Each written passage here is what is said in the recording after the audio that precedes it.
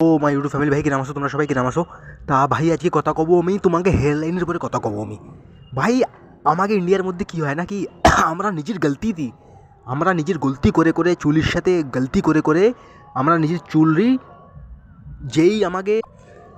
30 বছরের পরে যেই চুল ওড়ার দরকার ওই আমরা গলতি করে করে আমাকে চুল না আমাকে গলতির জন্যই জলদি 22-23 বছরে 24 বছরে ওড়া শুরু হয়ে যায় কেন কেন কি আমরা গলতি করি আর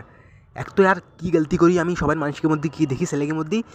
যে সময় চুল ওকে থাকে না ওই সময় চুলের উপরে ওরা ধ্যান দেয় না একদম ওরা চুল তো রয়েছে আর এখনই কোনো ধ্যান দেয় না ওরা তুমি যে সাবান যে চ্যান করার সাবান তুমি চুলি লাগাও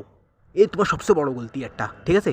চ্যান করার সাবান আর সাবান খুব হার্শ হয় আর ওদের খুব খতরনাক বহুত হার্শ কেমিক্যাল থাকে সাবানে ওই সাবান তুমি আর নিজের চুলির উপরে লাগাচ্ছ তুমি নিজের চুলির গোড়ায় লাগাচ্ছ তো ভাইও তোমার স্ক্যাল্প একদম খারাপ করে দেয় আর ওই সাবান লাগাও না একদম চুলি তোমার যে ধারে যদি পয়সা থাকে ঠিক আছে তোমাদের যদি পয়সা থাকে কোনো ভালো কোয়ালিটির একটা শ্যাম্পু কেনো যেতে বেশি কেমিক্যাল নাই কেমিক্যালওয়ালা শ্যাম্পু লাগাও না ন্যাচুরাল কোনো শ্যাম্পু কেনো রিসার্চ করো যে মামাআর্থ শায়দ আমার লাগছে খুব ভালো শ্যাম্পু বানায় তুমি ভাই ও তো তুমি তোমার পরে ছেড়ে দিছি আমি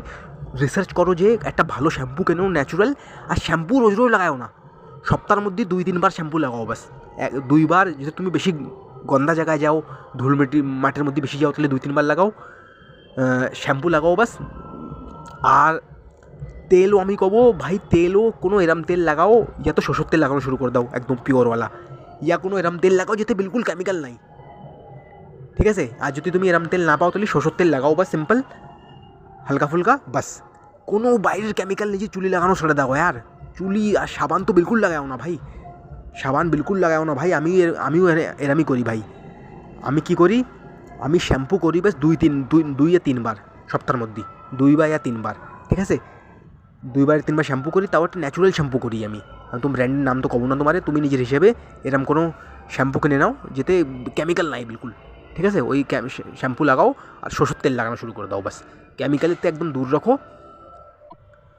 তাও যদি তোমার দিক্কত হচ্ছে তাও যদি তুমি এইসব করার পরেও তোমার দিক্কত হচ্ছে তোমার চুল উঠতেছে তা ভাই আমি কব একটা ডাক্তারের ধারে যাওয়ারটা কোনো ভালো যে চুলের ডাক্তার থাকে ওর ধারে যে একটু কনসাল্ট করো ওর ধারতে শোনো কি ভাই কী করা লাগবে কি আমি আমার চুল উড়ারে একটু ডিলে করতে পারি একটু কয়েক বছর 30 বছর 35 বছর পরে ওড়ে আমার চুল এরম করে দাও কিছু আমার ইনফরমেশন দাও ডাক্তারদের যে কও ঠিক আছে কেন কি জলদি তোমার যদি চুল উড়ে যায় না তা ভাই তোমার অনেক দিক্কত হবে আর বিয়েতে তোমার দিক্কত হবে আর অনেক দিক্কত হবে আর